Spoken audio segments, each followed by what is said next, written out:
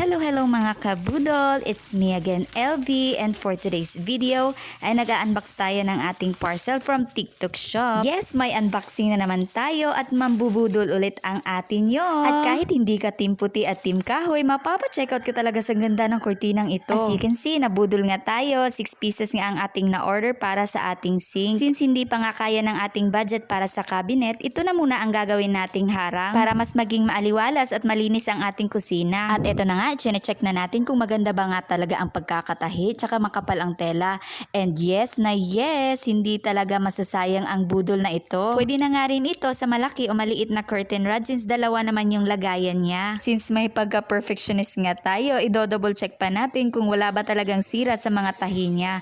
At wala talaga, sobrang pulido talaga ng pagkakatahi ng kurtinang ito. Mapapawaw ka na lang talaga sa details ng kurtinang ito. Tingnan mo naman yung kulay, sobrang tingkad at sobrang kapal ng tela. Mas naging maaliwalas nga ang ating kusina. Sa mga gustong mag-order nito, ilalagay ko lang ang link sa comment section at sa yellow basket. Bye!